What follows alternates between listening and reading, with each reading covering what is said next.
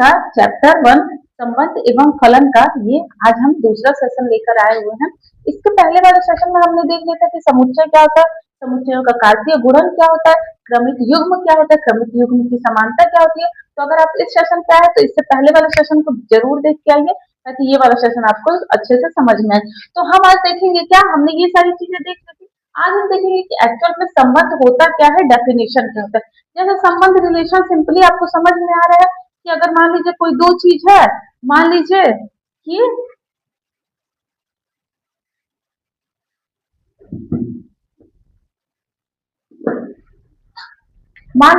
कि कोई दो वस्तुएं हैं, ठीक है।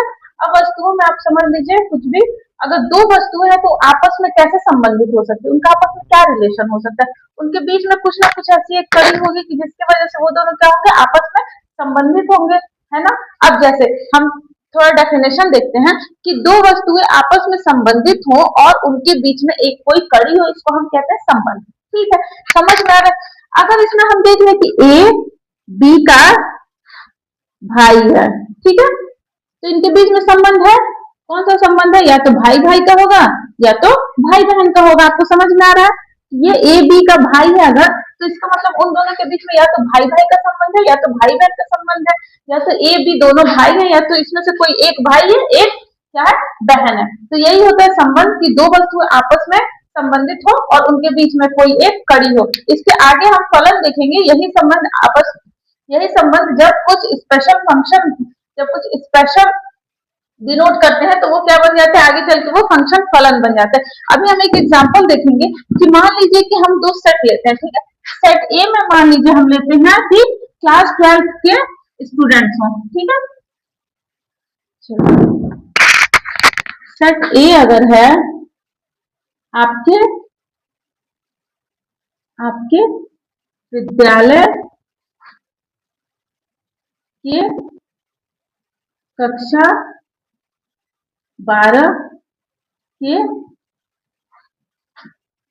विद्यार्थी या विद्यार्थियों का समुच्चय, विद्यार्थियों का समुच्चय, ठीक है। एक हम ले लिए कि सेट ए क्या है, आपके क्लास 12 के पूरे विद्यार्थियों का क्या है, समुच्चय है। अब हम एक सेट बी ले लेते हैं, सेट बी क्या है, आप ही के विद्यालय, उसी विद्यालय के, आपके विद्यालय के क्लास 11 ले लेते हैं, ठीक है, कक्षा 11 के विद्यार्थियों का समुच्चय। अब देखिए, अब इसमें आप क्या समझ सकते हैं, मान लीजिए कि एक क्या है, एक क्लास आपका स्कूल है, उसमें आप एक क्लास 11 एक क्लास 12 है, ठीक है। अब ऐसा भी कभी कभी होता है कि क्लास 11 में कुछ बच्चे होते हैं जिसके भाई या बहन क्लास 12 में होता है ऐसा, या फिर उससे छोटे वाले क्लास को हम यहाँ पे एग्जाम्पल के तौर पे क्लास 11 ही ले रहे हैं।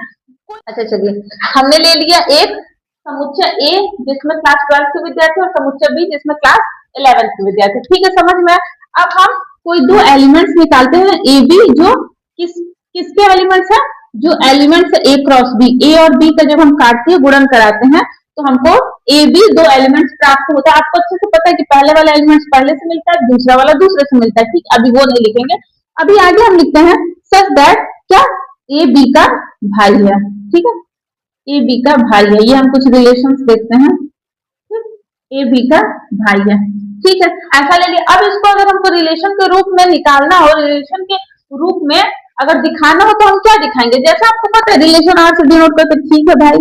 अब हमको पता है ए और बी लिया है हमने, ए और बी दो एलिमेंट उठाया है, क्या आपको पता है कि ए और बी को हमने कहां से उठाया है, पता है ना। हाँ, स्मॉल ए को हमने कहां से लिया है, कैपिटल ए से, और स्मॉल बी को हमने कहां से लिया है, कैपिटल बी से, ठीक है, समझ में आया। मैंने पहले ही बताया था, पहले हमने डेफिनेशन में देखा था कार्तीय गुणन का डेफिनेशन क्या होता था, कार्तीय गुणन का डेफिनेशन क्या होता था, जहां पे प्रथम घटक को प्रथम समुच्चय से और द्वितीय घटक को द्वितीय समुच्चय से लिया जाता है, उसी को कार्तीय गुणन कहते हैं ना। तो प्रथम घटक को प्रथम समुच्चय से, द्वितीय घटक को द्वितीय समुच्चय से ले लिए, ठीक है। अब हम बता देते हैं, अब यहाँ पे हम बता देते हैं कि ए बी का क्या है, भाई है, मतलब कि क्लास 11 और क्लास 12 में या तो दो भाई पढ़ते हैं, या तो एक भाई एक बहन पढ़ते हैं। ठीक है, समझ में आया बात? तो संबंध क्या होता है? संबंध एक स्पेसिफिक होता है। ठीक है, अब देखिए, अगर मैं आपसे कहूं कि एक, अगर मान लीजिए कि क्लास 12, ठीक है, क्लास 11th मान लिया, क्लास 12 लिया। अब आपको भी पता है क्लास 11th में बहुत सारे बच्चे होंगे, बहुत सारे बच्चे होंगे। ठीक है, और क्लास 12th में भी बहुत सारे बच्चे होंगे ना। कार्तीय गुणन में हम क्या करते थे? एक एलिमेंट को उठाते थे, सबसे करवाते थे गुणन, दूसरा उठाते सबसे ऐसे ऐसे कराते थे। बट यहाँ पे देखिए, कार्तीय गुणन में आप सबसे कराते हैं, बट संबंध क्या होता है? संबंध एक स्पेशल होता है। मतलब कि क्लास 11th में कोई ऐसा बच्चा हो जिसका भाई क्लास 12th में पढ़ता हो, तो इसको हम कहेंगे संबंध। तो कार्तीय गुणन और संबंध में डिफरेंस है। ठीक है, संबंध में सारे एलिमेंट्स है, सारे एलिमेंट्स का होता है, बट कार्तीय गुणन में सबका सबसे होता है, बट संबंध में क्या होता है? कुछ हम स्पेशल, जैसे ए बी का भाई है, अगर इसमें पढ़ता है कोई, वो इसका भाई हो, या इसमें पढ़ने वाला इसकी बहन हो, या ऐसा भी संबंध हम उठा सकते हैं कि ए की आयु बी की आयु से 3 साल कम हो। इस टाइप से हम उठाते हैं, तो उसको हम क्या कह देते हैं? उसको हम कह देते हैं संबंध। ठीक है, अब हम थोड़ा कुछ चीजें देखेंगे, कुछ इंपॉर्टेंट। हमने समुच्चय ए लिया था ना क्लास 12 के विद्यार्थी, और समुच्चय बी क्लास 11th के विद्यार्थी। अब रिलेशन क्या होता है, थोड़ा ध्यान से देखिएगा। रिलेशन को हम कैसे लिखते हैं? रिलेशन को हम लिखते हैं ए टू बी, मतलब मैपिंग क्या होता है? ए टू बी में होता है। ठीक है, पहले वाले समुच्चय का मैपिंग दूसरे वाले समुच्चय में होता है। ठीक है, समझ में आया ना? इसको हम क्या कह देते हैं? मैपिंग कह देते हैं। ठीक है, मतलब ए की मैपिंग बी में हुई है, मतलब ए से तीर निकला है जो कि जाके बी में लगा है। ठीक है, यहाँ पे आप इक्वल्स ना लगा के यहाँ पे आप सच दैट का प्रयोग करते हैं। ठीक बच्चों, समझ में आया? ए की मैपिंग बी में हुई है, तो उसको हम क्या कहते हैं? रिलेशन कहते हैं। अब यहाँ से एक बात निकल के आती है कि ठीक है, ए क्रॉस बी हमने कराया, ए क्रॉस बी कराया, ए क्रॉस बी क्या होता है? कार्तीय गुणन होता है। ए क्रॉस बी होता है कार्तीय गुणन, और इसमें सभी से सभी का गुणन होता है ना? सभी एलिमेंट्स सभी से होते हैं। ठीक, समझ में आया ये? और आर क्या होता है? आर क्या होता है? आर में कुछ स्पेशल संबंध आते हैं, कुछ स्पेशल संबंध आते हैं। संबंध में कुछ स्पेशल चीज आएगी इसमें, या तो भाई हो, या तो बहन हो, या तो आयु इतनी कम हो, या तो कुछ भी जो स्पेसिफिक एक चीज डिनोट करता है। तो इससे हमको क्या पता चलता है कि ये जो कुछ स्पेशल संबंध वाली चीजें हैं, वो तो ए क्रॉस बी में आएंगी, आएंगी ना? क्यों? क्योंकि अगर इसमें से आर के द्वारा हमको मिलता है कि ए बी का भाई है, तो कार्तीय गुणन कराएंगे तो कहीं ना कहीं तो आएगा।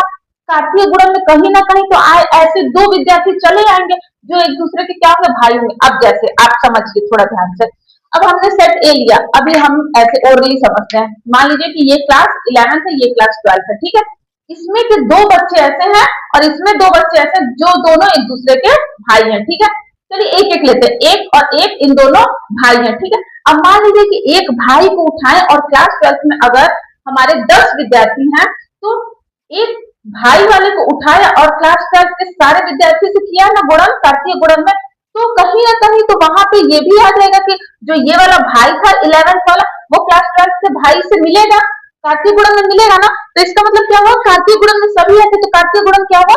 बड़ा हुआ ना। तो हमने एक चीज पढ़ा था, उप समुच्चय पढ़ा था ना, कि उप समुच्चय में क्या होता था कि सेट ए के सारे एलिमेंट्स अगर सेट बी में रहते थे, तो सेट ए सेट बी का क्या होता था? उप समुच्चय होता था। ऐसे ही यहाँ पे आर के सारे एलिमेंट्स तो जाएंगे ना ए क्रॉस बी में, क्योंकि इसमें स्पेशल वाले भी जा रहे हैं और इसमें जो एक्स्ट्रा वो भी चला जा रहा है कार्तीय गुणन वाले में। तो हमने क्या देखा था? उप समुच्चय का साइन कैसे होता था? ऐसे होता था, जिसमें हम क्या देखे थे कि जो बड़ा होता था उधर हम मुंह खुला रखते थे। तो यानी ए क्रॉस बी यहाँ पे क्या है? बड़ा है, क्योंकि इसमें सभी चले आ रहे हैं। तो यहाँ पे इसका मुंह इधर से, ये इसके तरफ मुंह खुला रहेगा, इसके तरफ बंद रहेगा। तो ये आर क्या होगा? आर उप समुच्चय होगा ए क्रॉस बी का। उप समुच्चय है ए क्रॉस बी का। समझ में आया यहाँ तक बात? एक हम एग्जाम्पल ले रहे हैं, ठीक है, थोड़ा सा समझने के लिए एक एग्जाम्पल लेते हैं। अभी हमने मैपिंग 11th और 12th के बच्चों से कराई थी। अब हम थोड़ा मैपिंग को चेंज करते हैं। ये मैपिंग हम क्या कराते हैं? नेचुरल नंबर से नेचुरल नंबर के बीच में मैपिंग कराते हैं। ठीक है, बट यहाँ पे एक शर्त आती है। ठीक है, अच्छा चलिए, नेचुरल से नेचुरल नंबर का मैपिंग का क्या मतलब है? एक एम यहाँ ले लिया, ठीक, और एक एन यहाँ ले लिया, ठीक है। इससे इसकी क्या होगी, मैपिंग होगी। अब यहाँ पे क्या रहेगा, 1 2 नेचुरल नंबर लिख दीजिए, 3 4 5 6 7 8, ठीक है। मान लीजिए इतना ही हमने लिया, 1 2 3 4 5 6 7 8 9 10, ठीक, इतना ले लिया, ठीक है। ये हो गया आपका एन से एन में हमने क्या कराया, मैपिंग कराया। अगर अब देखिए, अब यहाँ पे शर्त एक आती है। शर्त क्या होता है कि आर इज इक्वल टू क्या है, एक्स वाई है, ठीक है। जहां पे क्या है, एक्स और वाई क्या है, एलिमेंट है एन का, और और और क्या है, x is equal to y का स्क्वायर है। एक्स क्या है, वाई का स्क्वायर है, ठीक है। यहाँ तक बात समझ में आई है, या फिर वाई क्या है, एक्स का स्क्वायर है, ऐसे भी ले सकते हैं हम। अच्छा चलिए, ये ज्यादा सिंपल होगा कि y इज इक्वल टू क्या है, x का स्क्वायर है। अब y is equal to x का स्क्वायर क्या समझ में आया, कि अगर x 1 रहेगा, x इज इक्वल टू 1 रहेगा, तो y इज इक्वल टू क्या होगा, 1 का स्क्वायर इज इक्वल टू 1। अगर x इज इक्वल टू 2 रहेगा, तो y इज इक्वल टू क्या रहेगा, 2 का स्क्वायर यानी कि 4। यानी कि ये मैपिंग क्या होगी, 1 की मैपिंग आपकी 1 में होगी, 2 की मैपिंग 4 में होगी, ऐसे ही 3 की मैपिंग 6, 3 की मैपिंग 9 में होगी, 4 की मैपिंग 16 में होगी। समझ में आया, ऐसे ऐसे आप मैपिंग कराएंगे, ठीक है। तो हमने अगर 1 की मैपिंग करा दी 1 में, क्योंकि यहाँ पे एक स्पेशल ये संबंध है, ये कार्तीय गुणन नहीं है बच्चों, ये संबंध है। संबंध एक स्पेशल चीज होता है जो आपको बता रहा है कि दोनों एन के एलिमेंट होंगे, लेकिन y इज इक्वल टू क्या होगा, एक्स स्क्वायर होगा, ठीक है। सबसे सबका मैपिंग नहीं कराना। अब देखिए 2 का मैपिंग किसमें होगा, 4 में होगा, और 3 का मैपिंग किसमें होगा, 9 में होगा, ठीक है। यहाँ तक बात समझ में आई। अब इसको अगर हम लिखेंगे तो हम इसको कैसे लिख सकते हैं कि r इज इक्वल टू क्या हो जाएगा, 1 1, क्रमिक युग्म बनाना है, 1 1 2 4 3 9, ऐसे ही करके डैश डैश हम ऐसा क्रमिक युग्म, इसको आपको पता है कि इसको हम क्या कहते हैं, क्रमिक युग्म कहते हैं, ठीक है। यहाँ तक बात समझ में। अब मैं आपको थोड़ा एक चीज समझाती हूँ कि ये जो होता है, ये जो मेथड होता है, उसको हम क्या कहते हैं, उसको हम कहते हैं आलेखीय विधि, ठीक है। इसको हम कहते हैं आलेखीय विधि, ठीक है बच्चों। और फिर ये आपको पता है कि इसको हम क्या कहते हैं, इसको हम कहते हैं समुच्चय निर्माण विधि, समुच्चय निर्माण विधि या सेट बिल्डर फॉर्म, समुच्चय निर्माण विधि। और जो इस तरीके से हम लिखते हैं उसको क्या कहते हैं हम लोग, रोस्टर विधि, इसको हम रोस्टर मेथड या रोस्टर विधि कहते हैं, ठीक है। यहाँ तक उदाहरण समझ में आया, ये वाला उदाहरण समझ में आया, ठीक। अब एक चीज नोट करके हम लोग लिखते हैं, ठीक, एक बहुत इंपॉर्टेंट चीज हम लोग लिखते हैं नोट करके। ये मैपिंग देखिए, आर एन का एन में होगा, ऐसे ही ए से बी में, या फिर कुछ भी मैपिंग दे सकता है आपका, तो आपको ऐसे एक रिलेशन दे देगा, तो आपको उसी हिसाब से करना होगा। चलिए एक बहुत इंपॉर्टेंट चीज हम लोग देखते हैं नोट में, कि ये आर का क्या मतलब होता है। आपको तो पता है कि आर का मतलब संबंध होता है, बट एक तरह से वो क्या डिनोट करता है, ठीक। तो एक नोट डालिए, नोट लिखिए कि अगर ए बी किसके एलिमेंट हो, आर के एलिमेंट हो, ए बी अगर आर के एलिमेंट हो, मतलब एक संबंध दर्शाते हो, तो इसको हम क्या लिख सकते हैं, इसको हम लिख सकते हैं ए आर बी। इसका मतलब क्या हुआ, ए बी से संबंधित है आर के द्वारा, संबंधित है आर के द्वारा, या आर रिलेशन के द्वारा। मतलब ए बी से किसके द्वारा संबंधित है, आर रिलेशन के द्वारा, या आर संबंध के द्वारा संबंधित है। ए बी से संबंधित है आर संबंध के द्वारा, ठीक है। ये तो बात हो गई कि ए बी अगर एलिमेंट है आर का। अब सिंपल एक और चीज हम देखते हैं, सिंपल सा, कि अगर A B is not element of R, अब यहाँ पे आपको समझ में आएगा, तो ए आर से क्या होगा संबंधित, ए बी से क्या होगा, आर रिलेशन के द्वारा संबंधित नहीं होगा, क्योंकि यहीं पे पता चल रहा है कि ए बी अगर एलिमेंट नहीं है आर का, तो जाहिर सी बात है ए बी से आर रिलेशन द्वारा संबंधित नहीं होगा। तो यहाँ पे आप लिख सकते हैं कि ए बी से आर संबंध द्वारा नहीं संबंधित है।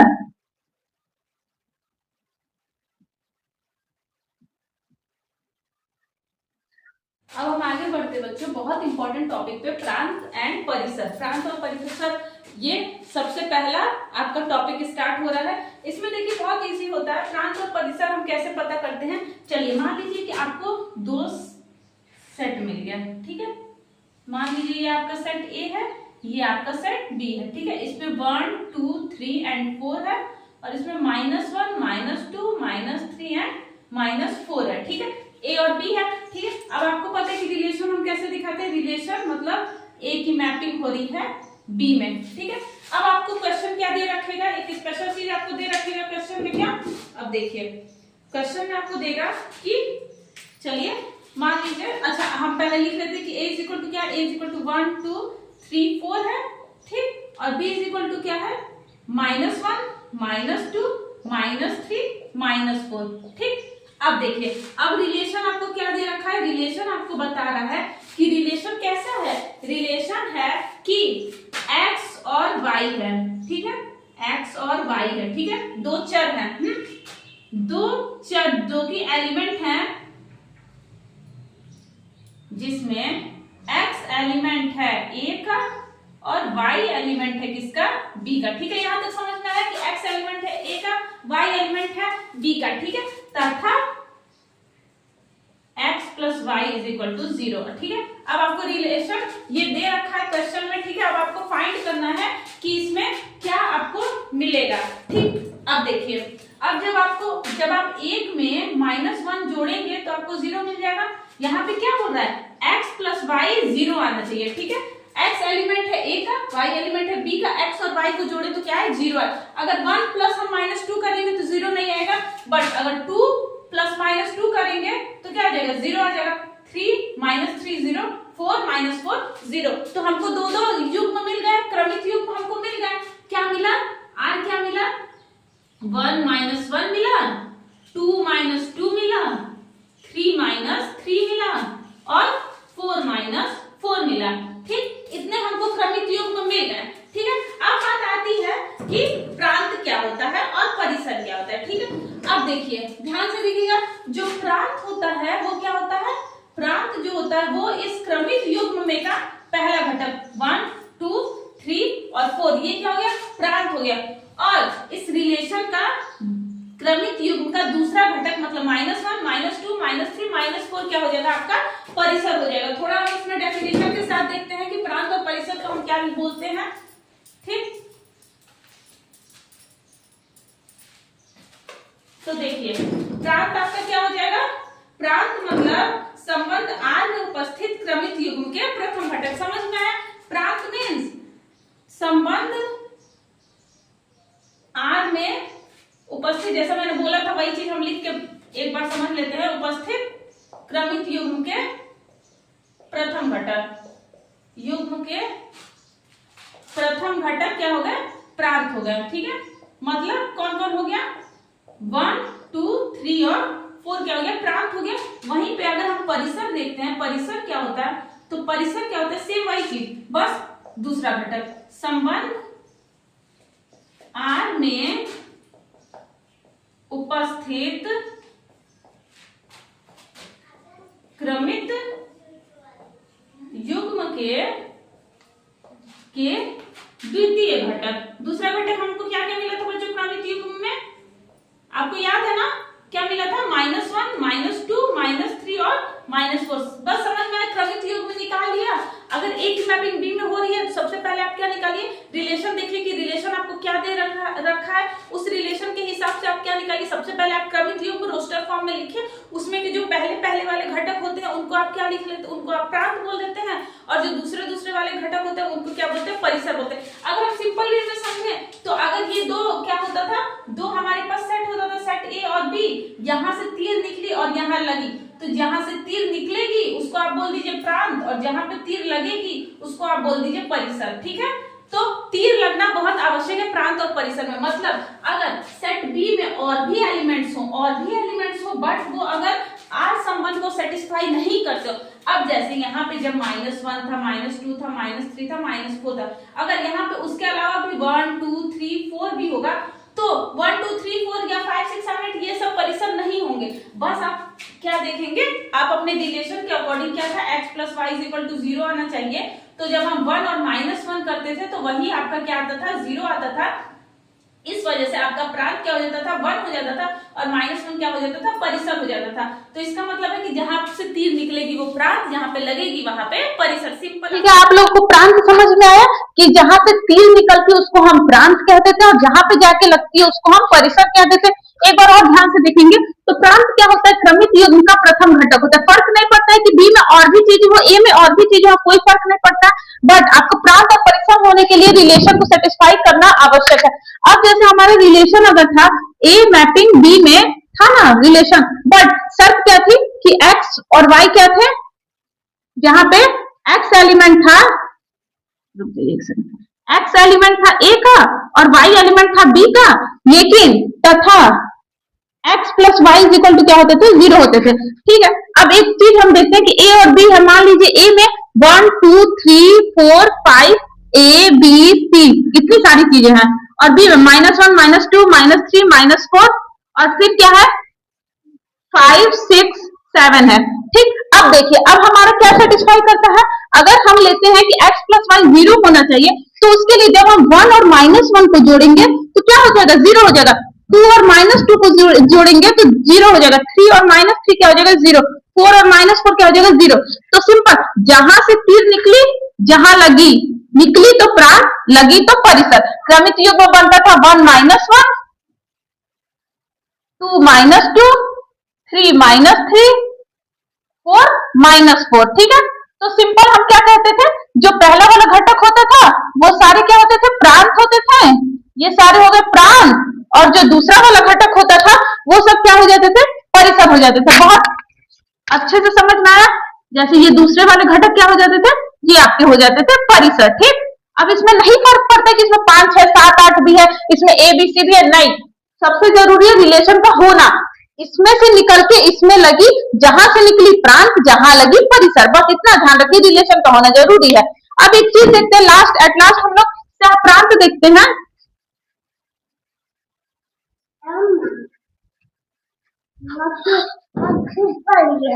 देखिए, एक सहप्रांत होता है। ठीक है, सहप्रांत क्या होता है, सहप्रांत देखिए बच्चों क्या होता है कि अगर आर क्या है, आर एक संबंध है ए से बी में है। ठीक है, तो ये पूरा बी आपका क्या हो जाता है, ये पूरा बी आपका सहप्रांत हो जाता है। ठीक, एक और चीज याद रखिएगा कि सहप्रांत कभी भी आपको निकालना नहीं होता, वो क्वेश्चन में ऑलरेडी दिया रहता है। आपको पता है कि सेट ए दिया था, सेट बी दिया था, इसमें ढेर सारे एलिमेंट्स थे, बट मैपिंग अगर किसी एक स्पेसिफिक में हुई तो जो जो स्पेसिफिक हो गए वो सब परिसर होगा, बट ये पूरा का पूरा बी क्या हो गया, सहप्रांत हो गया। बस सहप्रांत बहुत सिंपल है। ठीक है, सहप्रांत दिया होता है ऑलरेडी क्वेश्चन में। एक बहुत इंपॉर्टेंट चीज हम देखते हैं, अब देखिए बेटा, सबसे बहुत इंपॉर्टेंट चीज है, मोस्ट इंपॉर्टेंट, देखिए आर अगर संबंध है ए से बी में मैपिंग हो रही है, ठीक है, और Na बराबर पी, मैंने बताया था कि Na समुच्चय चैप्टर पढ़ा था उसमें ही बताया था, बट अभी आप देख लीजिए, इसमें आप ध्यान से देखिए क्योंकि क्लास 11th में है आपका समुच्चय, तो यहाँ पे आपका रिवीजन होना आवश्यक है।